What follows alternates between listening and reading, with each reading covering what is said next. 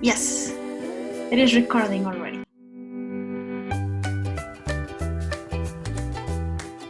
Hello, we are Maria and Alejandra, and today we want to share with you what is part of our job. We are really excited to show you that tour guides, we sometimes have to respond questions, but they are not that easy. So one of the most important things for tour guides is to be able to answer most of your questions. And to be honest, sometimes we also get surprised by some of them. Do you want to know which are the most common questions that people ask when they are traveling within Mexico? Okay, let's join us. Hi everyone, my name is Maria, and as Ale was saying, today we want to share with you some of the facts or some of the most frequently asked questions we have during tours. One of the purposes of recording this video is also to show you how important tour guides are, because they can, of course, explain you what you want, but also we can explain you about regular life, the lifestyle, and what's going on around us. So we did a list, and from this list we are gonna be answering our questions. Yeah, so our first question, and this is one of the questions that Ale gets more asked, is why do people paint in white the tree trunks in the parks? Yes, so I like this question very much because sometimes we are so used to see the trunks in white that we don't think about it. And I'm gonna answer first what it is, this kind of painting. This is a mix of limestone and water that is often applied on trees' trunks to avoid certain insects, ants, or bugs damaging them. That's the reason why people do it. And this technique hasn't been proved by science. So to be honest, we know that some of the insects, they have wings, so they can fly. So this could be more like a cultural thing that has passed from one generation to the other. The next question that we get, and this is for Maria because she does a lot of food tours, and this is, what time do Mexicans eat? So Maria.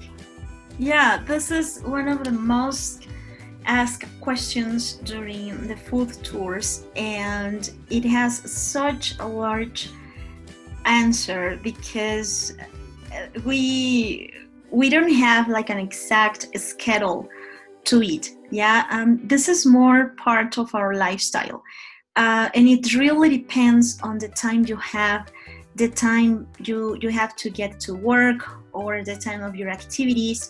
We do have certain schedules, of course. No, we have breakfast normally between 7 to 9 a.m. We have our lunch or our lunch between 2 or 4 p.m. And we also have dinner around 8 to even midnight. Yeah, especially if you are going out to club on a Friday night. This is normally the times we eat. But it really depends on your lifestyle. What do you do? What's your job? That's mainly the reason why we pretty much spend all the time eating, all day long. Another question that is normally asked, especially to Ale, is what are the stripes on the sidewalks? Yeah, exactly, especially here in Puebla City, where we are right now. In some cities in Mexico, they are trying to be more inclusive. So you are gonna find these lines. They can be confused with other things, but this is the way they do it to base touching trails or shorelines on the sidewalks. And for example, Mexico City today or nowadays is one of the most inclusive cities. You can find these lines on the airport, at the airport, or you can find them also in the subway in Mexico City. So now more and more cities are trying to be more inclusive. And also in Puebla, you can find braille plates on the corners. So whenever you come here, you're gonna find them in the central area of the historic center. So the next question, also talking about food, is why are meals too large? Yeah, another super tricky question. Well, not tricky, but another question with a pretty big answer. Why are meals too large? Well, as you might know, if you have been everywhere in Mexico, we have a lot of stands and vendors. I mean, street vendors and street stands on the street, selling food where you can get food mainly at any time. So this is also why meals have too many hours in between. As I answered before, we have breakfast very early in the morning, but we also have our lunch kind of late. So in the hour in between, we get hungry. So that's why we find also a lot of street food, and that's why also the portions are large. Let's imagine your breakfast is at 7 a.m.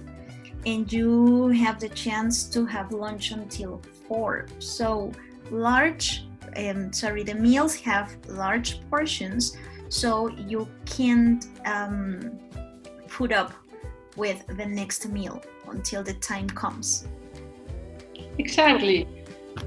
Yes, and also we have places that we call them fondas. If you don't know what they are, fondas are these kind of restaurants, very small restaurants with a very affordable meal, 4-course meal, and they offer 2 kind of soups. Then they offer like the main dish.